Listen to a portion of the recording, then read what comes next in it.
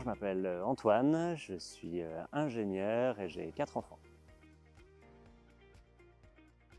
La première chose, ça a été par une éducation religieuse, par la famille, la paroisse, les scouts, où là c'était plutôt une foi qui était pas choisie, qui était un peu terne. Après, il y a une étape importante qui a été mon mariage, par le fait qu'on se promet chacun de se faire avancer sur notre chemin de sainteté, et le fait qu'on promette de s'aimer chaque jour davantage. Donc là, concrètement, c'est une foi qui est un peu plus dans l'action, une foi un petit peu plus engagée, où on prend des engagements dans la paroisse, des services aussi plus concrets, par les plus pauvres, etc.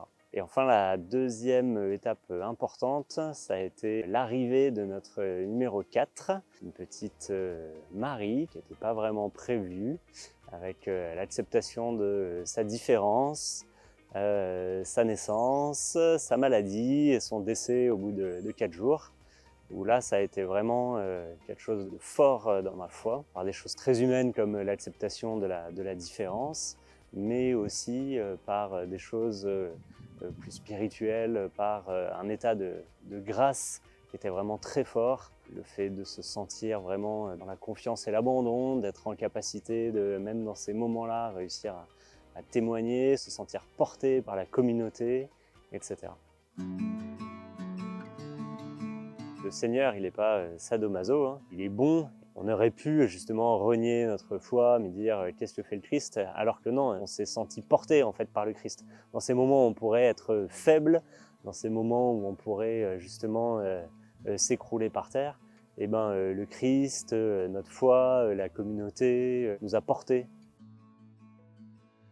Jésus, pour moi, c'est un ami, un confident. C'est aussi ma boussole dans ma vie personnelle et professionnelle.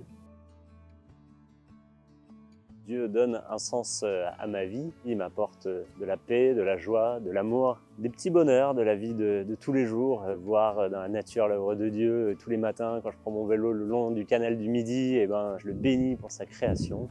C'est aussi le fait qu'il me fasse grandir dans ma vie de chaque jour. Parfois, on peut avoir peur, il peut y avoir des craintes, mais il ne faut pas avoir peur. Il faut y aller, goûter, et une fois qu'on y a goûté, on ne peut plus s'en passer.